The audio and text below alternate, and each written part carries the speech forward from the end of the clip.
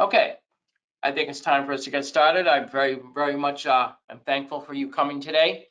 I want to first introduce myself. My name is Peter Mullen, and I'm one of the financial counselors and presenters for American Consumer Credit Counseling. This is one of the webinars that we're doing. This is, I think, our 5th webinar, and I want to thank some of the great folks who have been with me for, I think, 4 of our 5 webinars so far. We have people on today from about 18 different states. The top ones being Massachusetts, Pennsylvania, Connecticut, Virginia, Texas. So it's great to have you with us. Today we're covering a very important topic about planning for major purchases. And so again, this is a big topic because something we all have to think about and something very important to us. I wanted to just give you a little bit of a heads up front about housekeeping, and that is that right now you are in a listen only mode, and but I do want to have interaction, so we'll be stopping a couple times for your questions.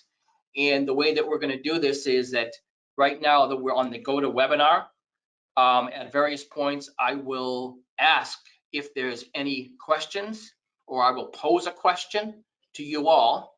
And once I do that, on your end, you'll see a red button, which allows you then to respond.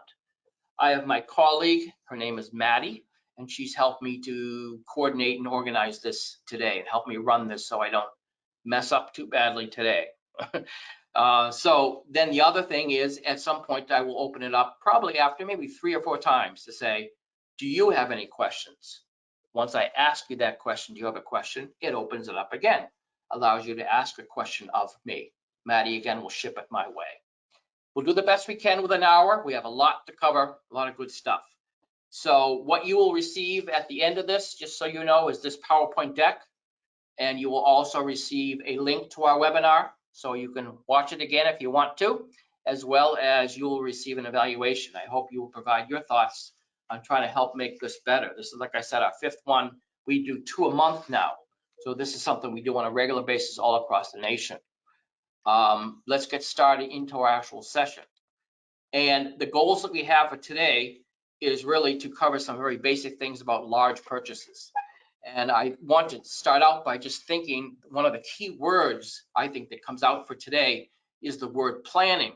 And that is planning, meaning that we're planning for purchases. So it really implies the time to think, the time to compare, the time to ask questions, the time also, most importantly for this topic, is the time to save. Something not everyone does. Some people do. Obviously, the more you save, the better. But that's something that we will talk about in what you can do and how we're going to deal with some of these large purchases. We want you to be able to consider the alternatives. And so we'll cover some basics for each one of these topics, and those topics will be what you told us. We heard from your registrations in coming for today. The 2 large things you told us is about buying a house. We're going to talk about that.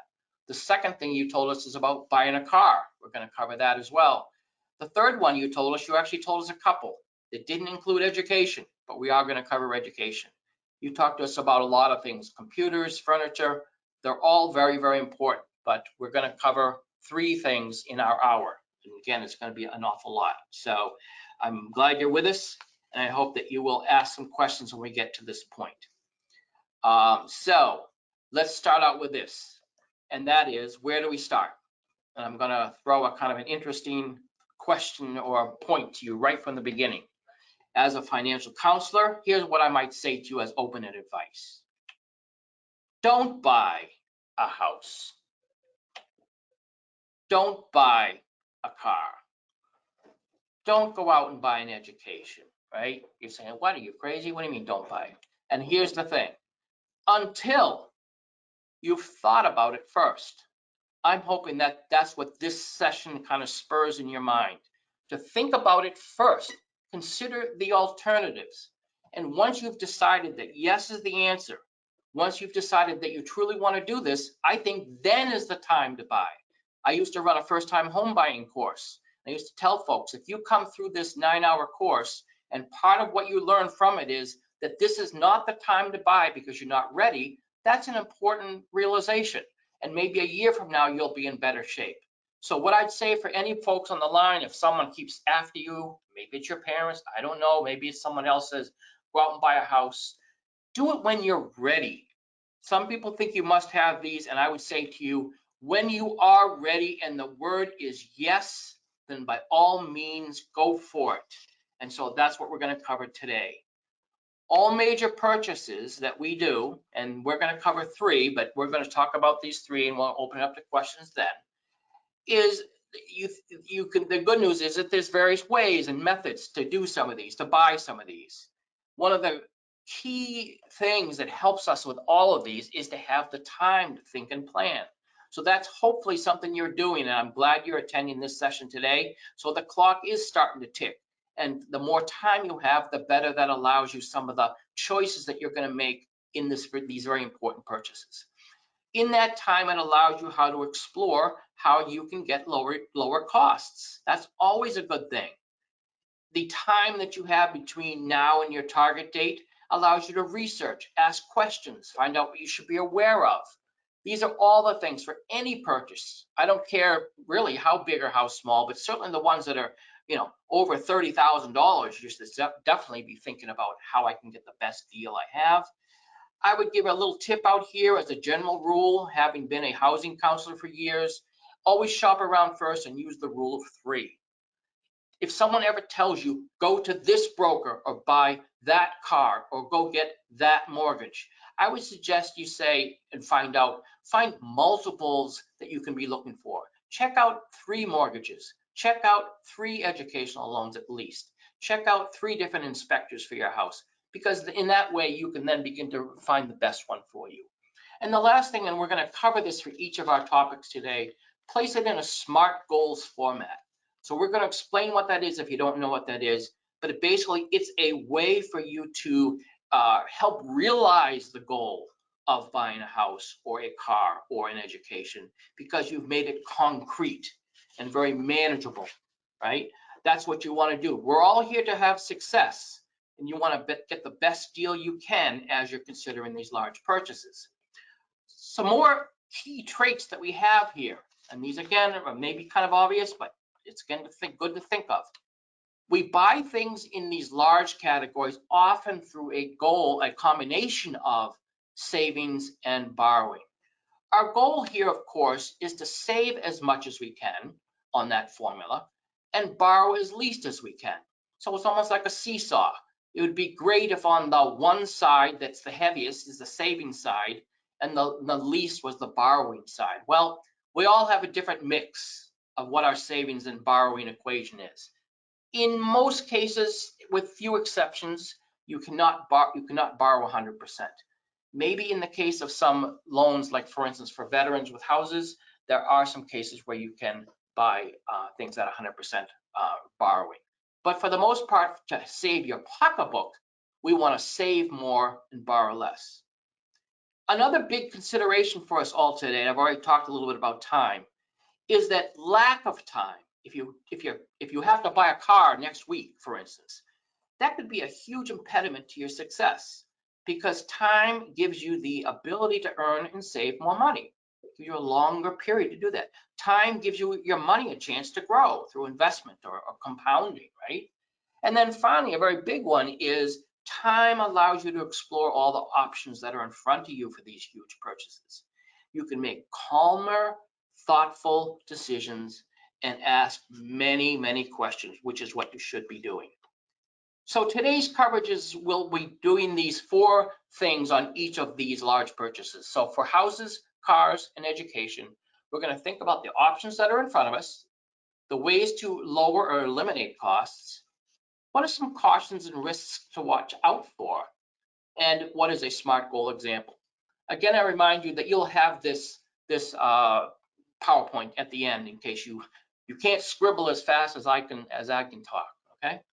So let's talk about then houses and what are some financing options for houses. So financing houses for housing. So let's start with some unfortunate reality about houses. The average cost of a house as of just recently is $358,000. Of course, you have some as low as 100, and you have some as low as high as multi-millions.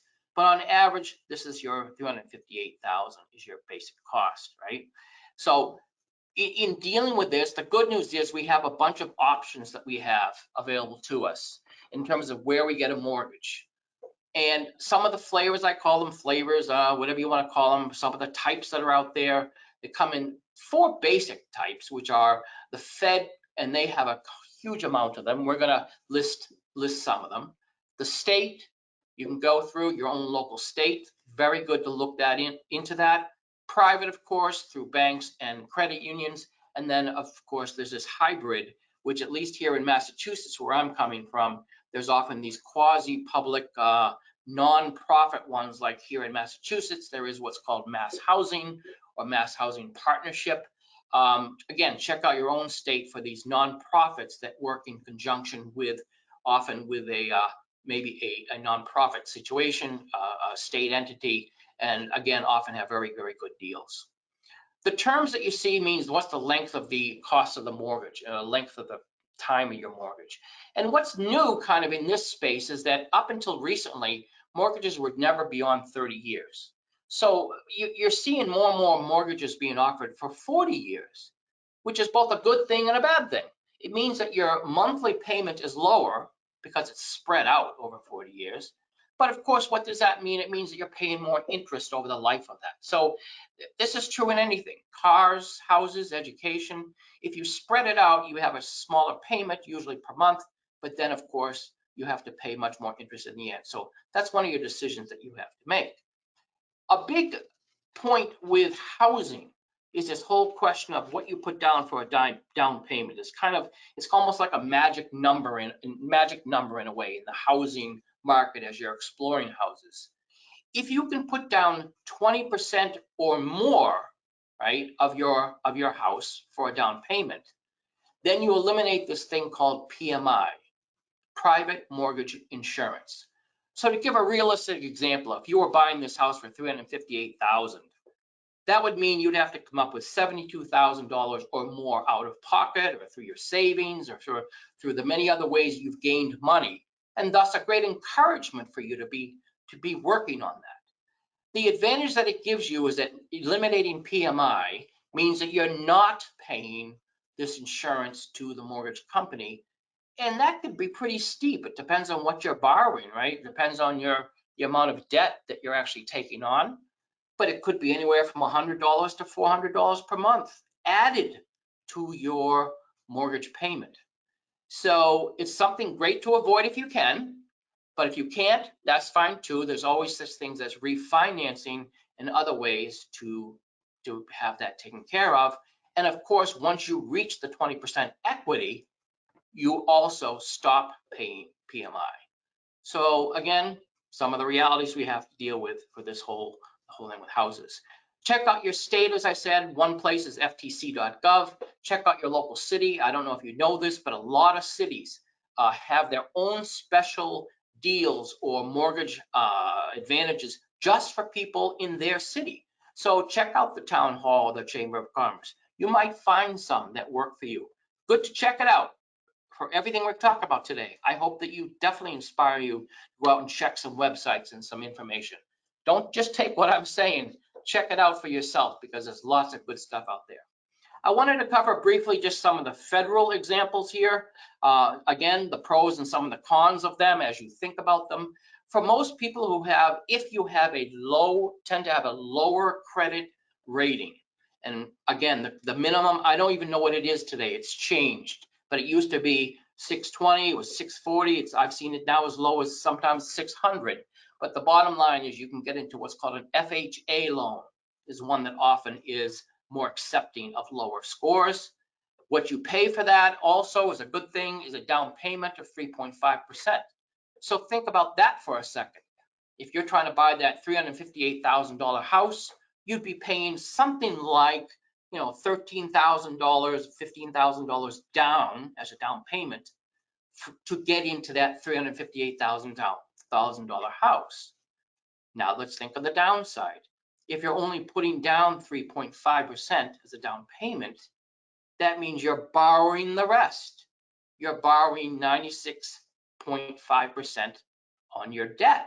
You're borrowing a huge amount of debt. You're borrowing something like $345,000, something like that, right? It's a lot of money to be carrying. Other types out there, other types that you can be looking into, and they go by. I used to be at a financial institution for a long time, so they're all known by these affectionate names of Fannie Mae or Freddie Mac or Ginnie Mae. I don't know, they try to make them sound good by giving them names, right? But what they are different ways for you to get mortgages through the Fed. And again, often they allow you a down payment, a DP of 3%, in some cases less. Do your homework, you might find that it works. For those who are veterans, and again, this is a great perk and you deserve it. For veterans, you can get into a house many times for a 0 down payment and no PMI. Now, the strings that they attach to some of these, however, is that they often have very high inspection restrictions, meaning they want good houses, which is a good thing. But it means that someone trying to sell a house for these, they have to have a house that's in good condition. You can't sell a poor condition house to someone who's trying to use an FHA or a VA loan, right? So there's some standards, which is a good thing. USDA is just another form of a loan. It's for more rural areas, those that not that it's a country area, but it has just not a huge city. Again, that might be one you can apply for. Again, with all of these, I note the final acronym down the bottom, AMI. A lot of these are governed by the area median income. So for people who are on the lower end of their of income, the good news is there's different ways that you might be able to get into your first house. So your area median income, if it's below a certain standard, open some of these up for you. For everybody, I would say, keep your credit scores as high as is possible. And those are ways that are gonna help make you get through this process. I'm gonna cover a few more points about housing, and then I'm gonna open it up to your questions. Okay, so for lowering the cost now, our second point for each one. As a general rule, trying to lower the costs for your houses, what you want to do is be what I would call maybe a little bit unconventional. Think a little differently. Be more open-minded to older homes or fixer-uppers or things that maybe have what they call kind of an ugly curb appeal. If you have a good friend who knows about construction, bring them with you to look at it. Because many times you can look through the bad wallpaper or an ugly hole in the wall and realize that's really not that big of a deal to fix. Rehab loans are also available, a lot of those government loans, or the ones that are like the quasi-public ones, where you get both a conventional loan and a rehab, right? If you also buy in the off season, try and buy when other people are not buying. Here in the Northeast, if you go out and buy a house in December, there's not a lot for sale, but then again, there's not going to be a lot of people competing with it either. Look for houses that have been listed for many days. Now that's both a good thing and a bad thing. By knowing that it's out there for many days means that there might be some issues with it. On the other hand, being open-minded, maybe the issues with it are nothing more than it has ugly countertops. Believe me, those are not all that tough to replace. Actions you can take and that you should be thinking about to keep your debt small or to allow you to get into some of these houses. These are just some suggestions for you to think about. Again, I start out with saving. Do as much as you can, but then set the goals. They're called SMART goals, which we're going to talk about. I used to run in my prior life before ACCC a first-time home buying course. I know that they're available around the US, and by taking that course, you not only get a great education on what it is to buy a house, and it can help inform you, but many times that makes you eligible for a 3% down payment again. And in some cases, you get closing cost help, which in some cases could be $2,000 to $5,000 to $6,000, depends on what's in your closing costs. So again, money, lots of places that money can go here, and we want to avoid that as much as is possible. Affordable housing, keep your eye out for those, or Habitat for Humanity. These are all good things to think about. What you can be doing, whether you buy a house next week, next month, or 2 years from now, is be always working on your credit scores. try to get them up as high as possible, and try to get your debt down as low as is possible. Because those two factors are all what's taken consideration when you go out and seek that loan, especially on the private level. They really are very sensitive, and they're very at risk adverse. So they want somebody with higher credit and a lower debt ratio. Those kinds of things. Again, in the industry, they're known as, just to quickly say, a front-end ratio is one when they compare your overall housing debt to your gross income per month. That's a front ratio. 28% is kind of low. It's usually higher than that. The back end is all of your debts put over your gross income per month. Again, should be no more than 36%. I think more and more I've seen them at 45. I mean, they're growing. It's hard to buy a house nowadays. The key one I just skipped over, but I do not want to miss, is this. Some people in today's world, because it's so hard to buy a house, take what I consider to be a very risky thing to do that we do not recommend. And that is to waive the house inspection. Sometimes when you're dealing with a seller and a house that's questionable, you may get picked as the buyer if you are willing to sign off and say you don't want an inspection. I don't know how strongly I can emphasize to you, it's still your choice, but would recommend highly that you don't do that. You do not want to sink $300,000, $400,000, $500,000 into a house to find out that it's in fact now needing $200,000 or $300,000 or $400,000 more of work. So definitely have a house inspection done, even if it means that you have to walk away. That's the attitude you need as you go to look at a house. Research other mortgages. Again, I would say to you that it's always important to use that rule of 3 that I talked about. So again, recognize whether it be public, private, through the government or through a quasi place, you always want to get what's called the APR. When you look at mortgage A versus mortgage B, and everything else being equal, the one with a higher APR, and that's by law, it has to be stated, means that in addition to the interest rate that they're charging you, they have many other fees included, many other costs potentially included that the APR reflects, therefore, all that other hidden costs that you may not know about. And that's one way you can compare apples to apples. Again, I know there's a lot here, a lot to think about. I want to point out one good thing, though, that you should know. If you are in the market for shopping for a house, try to do them all in a group within 2 to 6 weeks.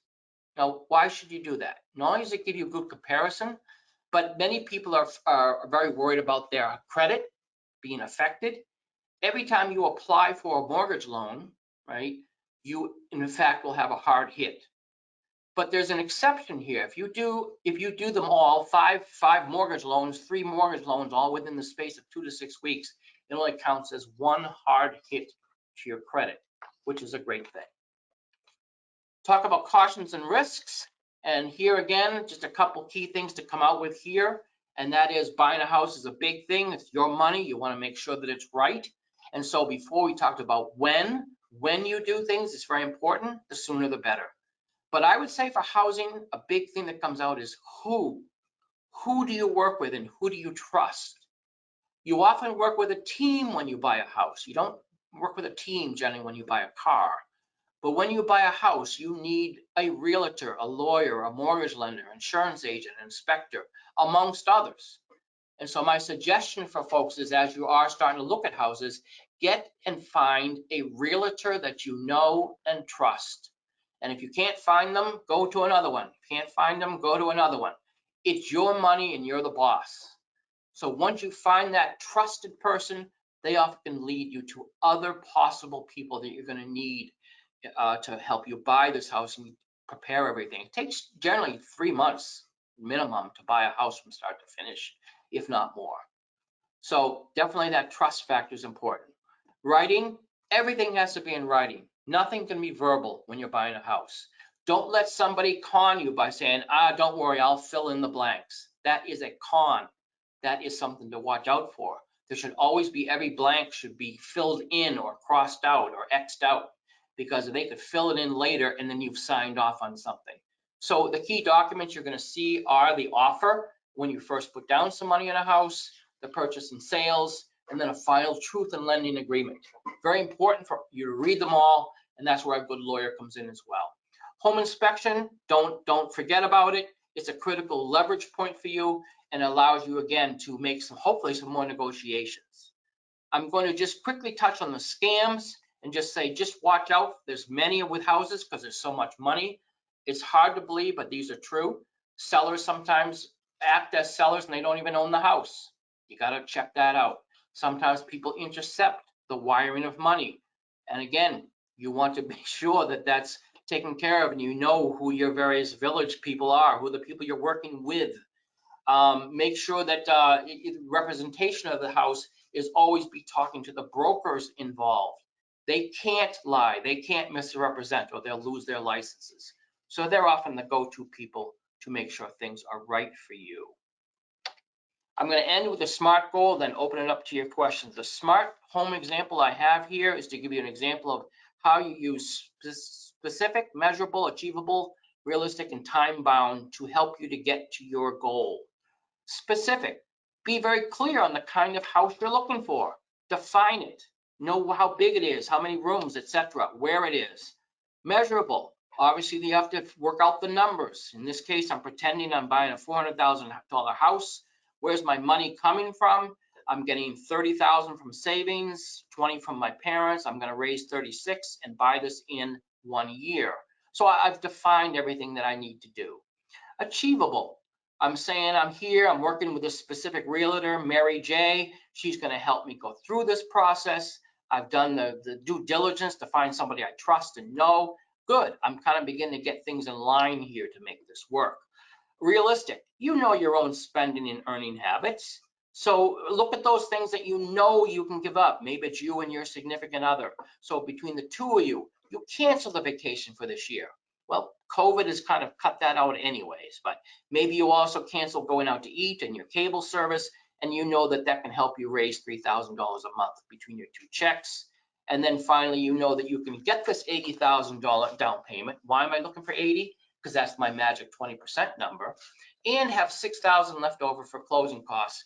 If I do all the above, I can have all that done by May 1st. Okay. So we've hit a lot of information at this point. What I'm going to do right now is say to everybody and for all to respond. Are there any questions on housing? So I'm going to send that out to all. You should see it. And wherever you are, you should have the ability, I think a red dot will show up, the ability for you to write back. I'm going to ask Maddie to please send some over to me that come in. Let's spend a few minutes and see what people have to ask about housing at this point.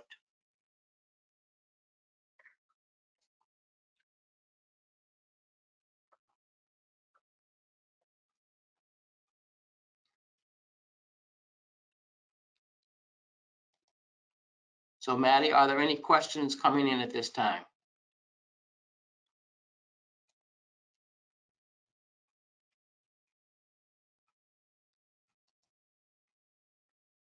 Not yet.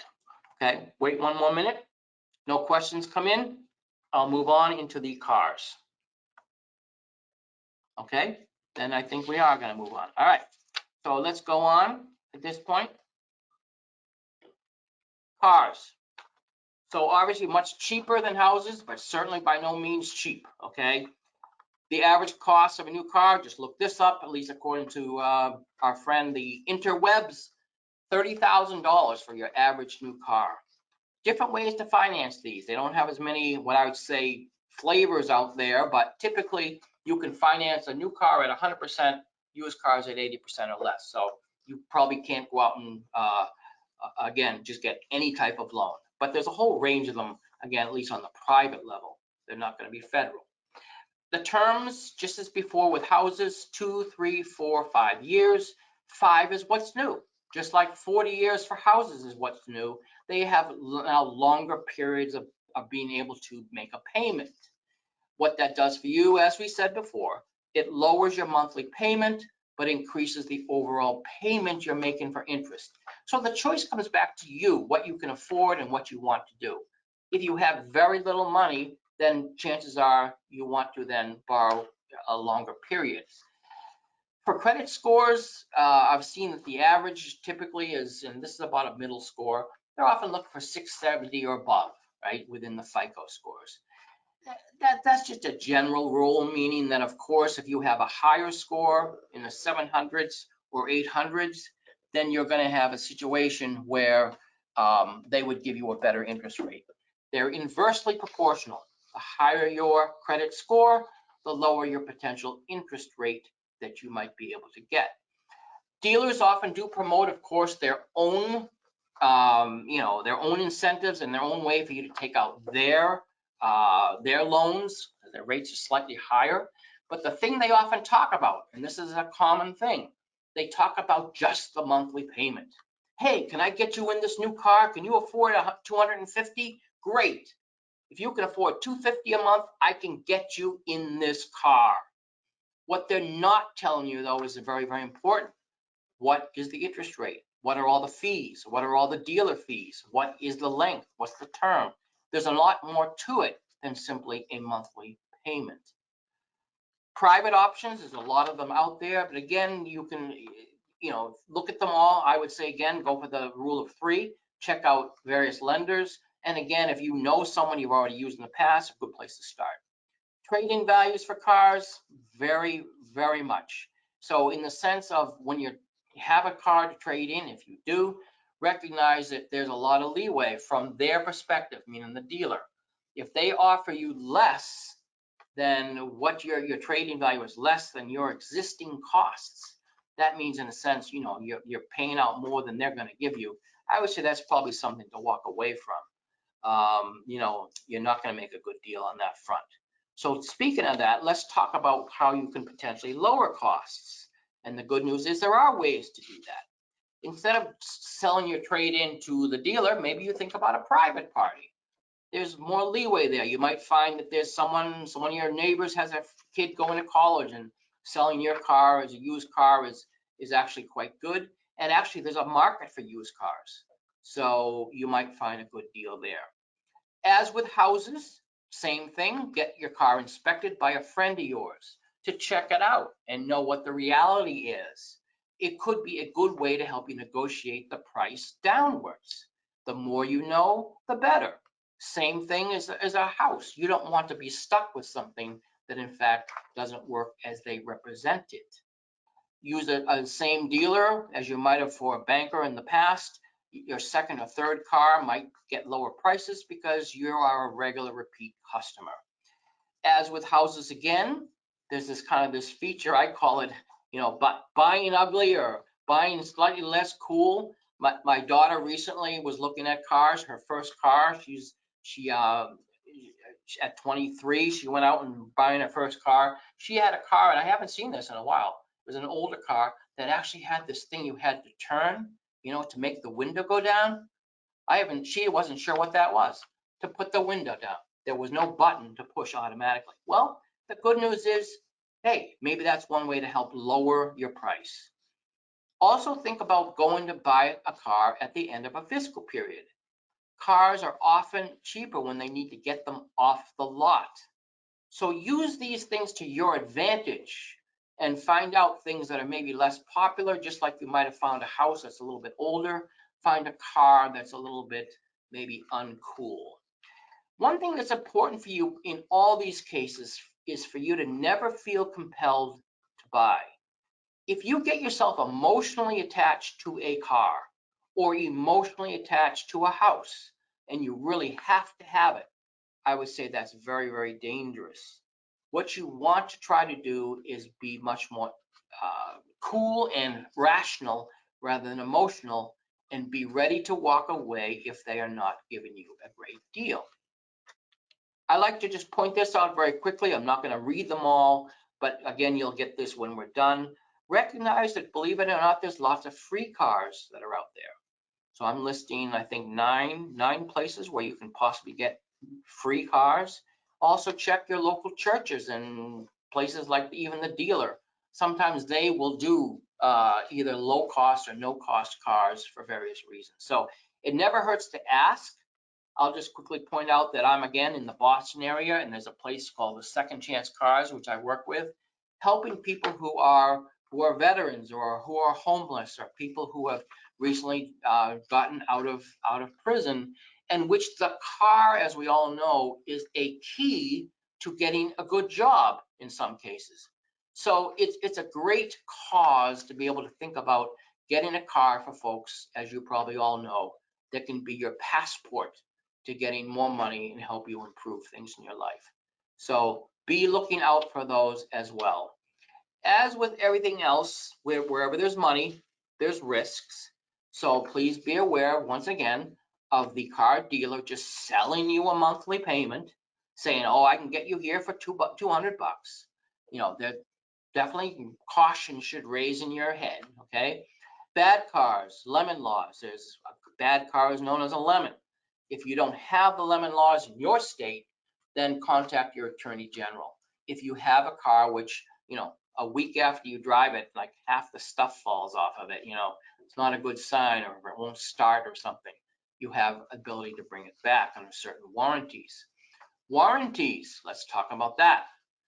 Please be very aware of the details of the warranties. One of the things that's often sold to people, and you know this in retail stores at the point of sale, they're so great to try to sell you a warranty on the grill that you're about to buy, or the microwave, or whatever you're trying to buy, the large computer. Just know the details of the warranty. You may have paid for it, but then you come to find out it doesn't cover what you think, or you can't transfer it once you sell the car, or it has certain conditions. It must be on a rainy day on a Tuesday. That's the only way you can use it. I mean, I'm being facetious, but just be aware. Whenever you see deceptive car ads like zero due at signing, low credit is no problem, again, if it's too good to be true, chances are it's something that you want to be very cautious of. How do we deal with all these things? Just like I've been saying, you need to do your own research. You need to ask questions. You need to have the time so you're not jammed up against trying to get this car by next week. The time is what gives you the ability to ask the questions and seek out other choices. I end on this caution and risk part with just realizing what I call games with names. And just to cover some of these, because they get confusing. The base price of a car is a car without options. And it's printed on this sticker to the right called the MSRP. The invoice is the amount that the manufacturer charges to the dealer and says this is the suggested price. But in reality, dealers can actually pay an awful lot less. You don't know always, it's not always transparent, how much less they spend than the invoice. So therefore, they could say to you, oh, I'll give you 5% off invoice. But maybe they're spending 25%, they're getting 25% savings on the invoice. So ask questions, find out what the reality is. The MSRP, which again, I don't even know what Monroney means, but it's the Monroney sticker price.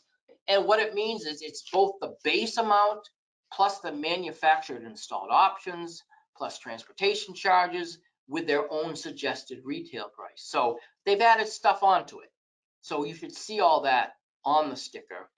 And then to add even more on that is what's called the dealer sticker, which adds even more items. And again, such things as the installed options, the additional dealer markup, the additional dealer prep and undercoating. So you can see that there's lots of room for you to know this and to negotiate. The more you know, the better. The more that you can make choices and try to push this down. Let's talk about a smart example, and I'll go to questions again. Trying to buy a used Toyota Camry 4-door, 6 to 10 years old, so you want to pay less than $10,000. What do? You go out and talk to 3 dealers, Cal's Cars, Mary's Motors, Joe's Jalopies, get quotes by next week, first week of May. Is it achievable? What do? You research your own insurance company you have today. Maybe they have multi-car discounts. Try and do that this week so you're ready to go out and see what the possibilities are. What's realistic? You happen to have a 2005 Honda. Maybe you have a neighbor whose son is going to school, about ready to go to school in the fall. You get a quote from him. Maybe he'll pay you $2,000 for that. You use $2,000 from your savings. You finance 6. There's your 10. So you make a plan to make it work. And then finally, you maybe say, I'll finance the 6 for 3 years at 174 through this credit union. But at the same time, since that's not a high amount, you might say I can save on the side and maybe pay this thing off sooner rather than later. Okay, so I'm going to then go to the audience again and ask if there's any questions.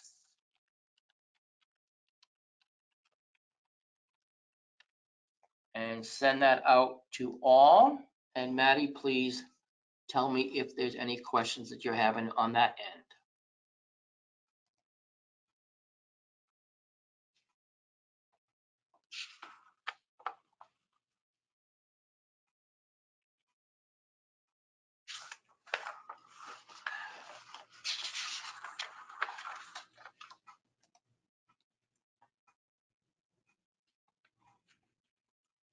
No questions again. All right, well, kind of a quiet audience. I'd like to give you choices. I want to just say one thing to you all, by the way. I didn't really say it clearly at the beginning. I've made my email available. It's pmullen@consumercredit.com. If any of you have a question following this, please feel free to write me. Just let me know that you're from the webinar so I have the context, and I'll be glad to answer any questions that I've brought up over this time. Okay, let's talk about our last item, which is education. Trying to go over this relatively quickly so we still have more time, and this is not what people ask for specifically, but just some key things that you should know. Education is yet another case of where you can spend a lot of money if you want to. The national debt out here is 1.5 trillion. The vast majority of people do borrow from the Fed as opposed to private debt. Only 7.8 billion. It's about 0.5%. You can see some of the costs yourself, the average costs. And again, you can read them for yourself. The main thing is that most parents, 98%, in fact, do seek out financial aid. This is a case where a lot of people have not done savings, although we're going to talk about how you can. And if you haven't, yes, you do have to borrow a lot to get these things done. Some more flavors of how you pay off the Fed, should you be using them. They are typically either time-based on kind of a contract you work out with them, and they're you pay it that way 10 years after you finish, 8 years, 15 years, whatever. Or the income-based, which is another way to help you pay off. So you say, based on monies you're making, you may give a percentage of your money. Again, you do what works for you. There's lots of types of loans and different, like, again, I say flavors. There's subsidized, unsubsidized. Simply means subsidized is when the government is going to help pay off the interest side of your loan. Plus loans are for parents. There's different ways to consolidate your loans. As a general rule, federal loans are lower, have lower interest rates. But again, it depends very much on a relationship you might have already with a bank or a credit union. If you have many things together, like if you already have your mortgage with that bank, as well as a car loan, then getting a school loan is just one more type of loan that you might find an overall package deal. So be aware of that. I've noticed this in all my research on this topic, that with COVID all last year, it's amazing, but for the most part, schools' prices have not gone down. In many cases, they've gone up because they did take a lot of losses and had to pay a lot for the whole COVID, protections and securities they had to do, plus a lot of the investment they did on the online type of schooling. A lot of them lost a lot of money, and they're not about to cut back. The second thing, though, that's interesting, and this is the good news, because there's like a 25% reduction in the predicted for this 2021 fall year in freshmen, there's a lot more access to schools. So you might be able to get into a school a little bit easier. It doesn't mean that your costs are going to be lower, I'm sorry to say. All right, how do we lower some of the costs? Well, again, I'm back to the same old I've been saying right along. You need to start saving. That's the best way to do it.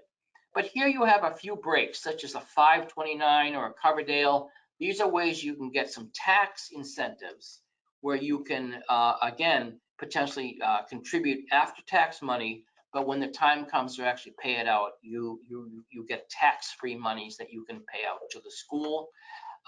So some of those tax things may work for you as to when you do it and how you do it. You want to, again, try and do these things early, applying for local scholarships. The sooner you get in, the better. They run out of money.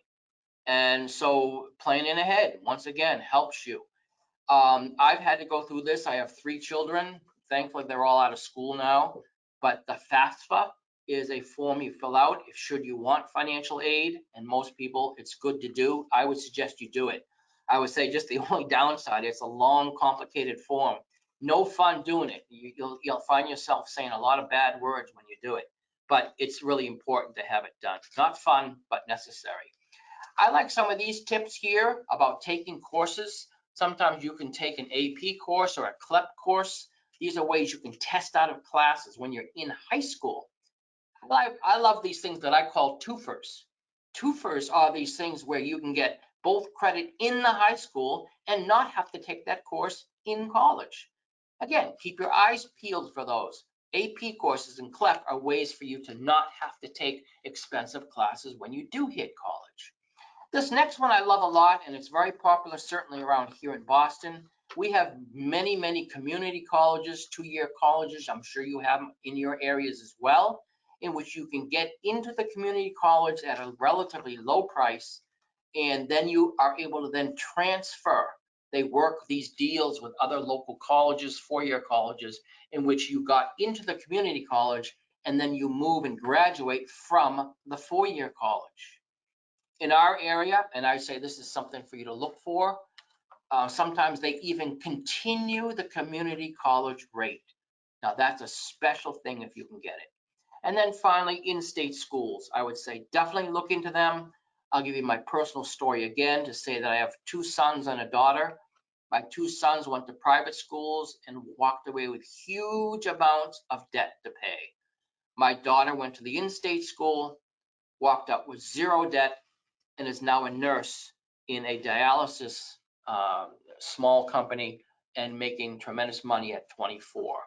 Here's other great ways to save. There's many out here. I'm gonna, again, when you get if you wanna get you will get this PowerPoint, you can take a look at them all as well. So many good ideas for you to think about. The last thing is cautions and risks. As with everything else, as I always say, wherever there's money, there's always somebody out there who wants to try and steal it from you. But let's just talk about some of the cautions to be aware of. Up until recently, there was 3 types of debts that you could never get rid of by bankruptcy. And that is the child support, not paying taxes, and not paying your student loans. But now, recently, I think within the last year, you can relieve student debt through bankruptcy, but you have to pass what's called the Bruner test. And the courts have to allow you to take that. If you really, and this happens with a lot of folks who face COVID, unfortunately, if you in fact have poverty now and a persistence of poverty, and you've really tried to make the payments, you might very well have your debts relieved, possibly, by bankruptcy. Again, I'm not by any means encouraging bankruptcy. As a counselor, I would say it's probably your last option to think about because it's a heavy, heavy move to make. All I'm educating you on is the fact that it is possible to do. Second thing I would just caution you on, and this is in education in general, is just be aware of the overpromises. There's been a lot of schools that closed over the last couple of years, and because of the outrageous promises they make. Now, as a general statement here, it's just you can't guarantee that going to college will in fact increase your income. It's generally true, but people can't guarantee it. Nobody knows what kind of a job you're going to get. So I give you this quote from the Georgetown University Center just so you're aware of what's said, but I also want to make you aware of the fact that if someone was to get a trade, for instance, electrician or a plumber, right out of high school, who pays no large university fees, has no debt or little debt, and that goes right into a trade and soon makes $50 an hour, I tell you, they're going to be making that's about 2 million, 2.5 million right there. So really, it's a decision you need to make, as I said at the very beginning of today's talk. There is no rule that says you must get a 4-year education. You just need to think about it and be sure that it's right for you. And if it is, I say go for it. If it's not, then there's other alternatives. And finally, on education and cautions, I know this one as well, is consolidation. If you have multiple loans, both private and public, then what's important for you to do is not mix them. You can't consolidate them, or if you do, you can consolidate them into, go to one bank like Citizens Bank and pay for them all. But what that means is if there's any future potential things, let's just say under the Biden administration, they reduce some of your loans. If it's been consolidated with private, they're not going to touch it. So you want to be careful about consolidating federal and private together. I would suggest you keep them separate, because let's just say some benefit comes out where you get loans either forgiven or reduced. You want to keep your federal separate from your private. All right, so let's go to our SMART example and wrap up. We got about 10 minutes left. Let's go to this and then again, open it up to any questions you might have. Okay, so what's the SMART example for education? This is again just one I've made up. You apply to a local college. I made this college up, Plymouth State College. Everyone's familiar with Plymouth Rock. Well, I just made up a state college that's in my area. $5,000 tuition. We know that we're going to live at home. You save a lot of money if you don't have room and board. A lot of people, that's a great way to save money. So if you stay local and you can commute, that's one way to save money. Okay. You apply for a work study. This is one of the ways to make money. Now you happen to already be working at Amazon. So maybe you're trying to leverage your bets here. Continue to work at Amazon, also apply for a work study at school. Maybe you work both. Find whichever one is the best for you. So measurable, you do this by June, get this done. Go out and apply for it. In May, this next month, start to find out what's even possible. Can I get overtime? Talk with your counselor. Is the work study status, is that still available or has it already been taken? Realistic. You know that to be able to get this $5,000, you need to save at least $1,000 a month. So I'm saying here, you know your own earnings and spending habits. So if you make $3,000 a month at Amazon, as an example, you need to save at least $1,000 over the next 4 months, right? May, June, July, August, $1,000 a month. You have $1,000 in savings. There's your $5,000. All that put together is you putting together a more concrete plan to be able to make this all work. So I'm going to go to my summary and see if there's any questions people have at that point. We're going to use up our full time to 6 o'clock. So in summary, for all the things we've talked about today, some things are thematic, but I like to think of it this way, and these apply to a lot of things in life, so they're great for any buying you're trying to do. I think of the first question as when. For every one of you trying to think about a large purchase, the sooner you think about it, the better, right? That's obvious. But the planning ahead gives you the time to then get maybe more gifts. Hey, maybe those gifts are coming for Christmas, for your birthday, to help you toward that big item, right? Savings yourself, improving your credit, all begin to work in your favor because you have time.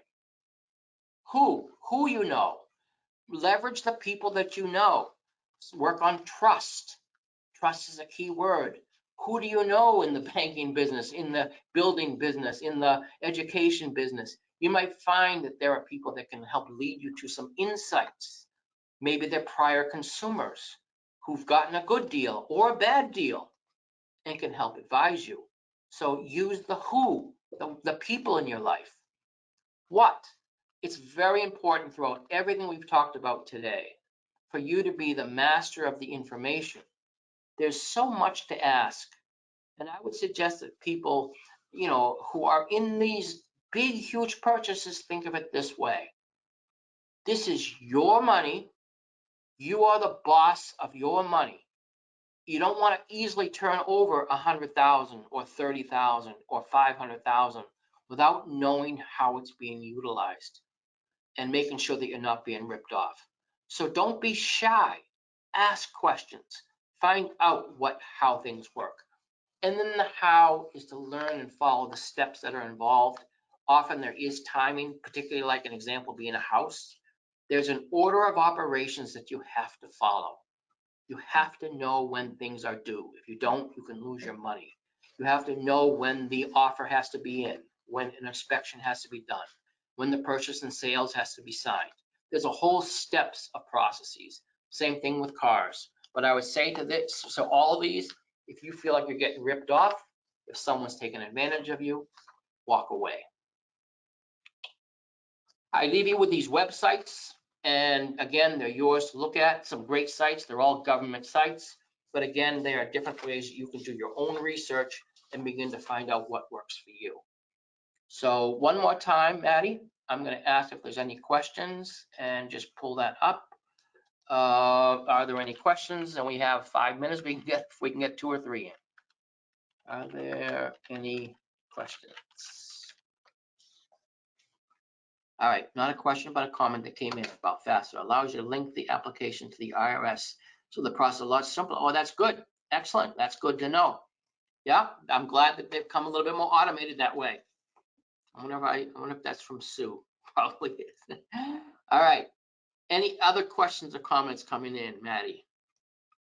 I know we don't have a lot of time left, but again, the point today was a lot of good information for you on thinking through the process. Okay. Anything else from anyone? All right, so then let me just end this up. I thank you all. I'll try to end on time, and I'll just simply say to everybody, I thank you so much for being with me today. Again, folks from across 18 different states, something like that, fantastic. We have another session coming up on May 13th at 3 o'clock. It's going to be on basics of banking. So if you, and maybe you invite one of your children, maybe you can bribe them to come along, but come along and then together see what some of the basics are. Hopefully we'll raise some good questions. Financial literacy is very, very important for everybody. So with that, I think that's it. And I want to thank you all for attending. If you really do have a question, again, for me personally, my email is pmullen@consumercredit.com. Thank you all very much and have a good night.